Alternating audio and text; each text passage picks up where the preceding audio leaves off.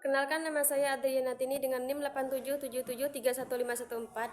Di sini saya akan membuat video dengan tema pelajaran dari sejarah Pancasila bagi generasi muda. Saya mengambil fokus pada proses lahirnya Pancasila. Pancasila tidak hadir begitu saja, melainkan melalui perjalanan panjang sejak sidang BPUPK, Piagam Jakarta hingga pengesahan dalam Undang-Undang 1945. Para pendiri bangsa berjuang merumuskan dasar negara yang dapat menyatukan seluruh rakyat Indonesia. Perjalanan ini kemudian berlanjut dalam konteks sejarah dari masa ke masa, awal kemerdekaan, terus demokrasi, terpimpin Orde Baru hingga reformasi. Sebagai generasi muda, penting bagi kita untuk tidak hanya memahami peristiwa itu, tapi juga merefleksikan pelajaran yang dapat diambil untuk menghadapi tantangan zaman sekarang.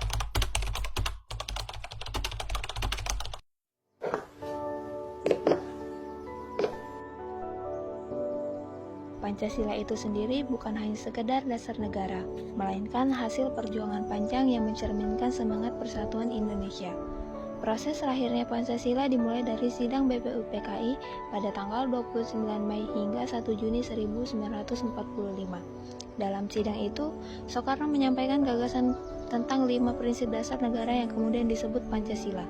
Gagasan ini disempurnakan dalam Piagam Jakarta pada 22 Juni 1945 oleh Panitia 9 dan akhirnya disahkan oleh PPKI pada 18 Agustus 1945 sebagai dasar negara Republik Indonesia.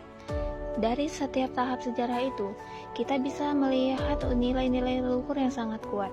Dari BPUPKI kita belajar tentang nasionalisme dan tanggung jawab. Dari Piagam Jakarta muncul semangat toleransi dan musyawarah. Dan dari PPKI kita memahami arti persatuan dan kebijaksanaan.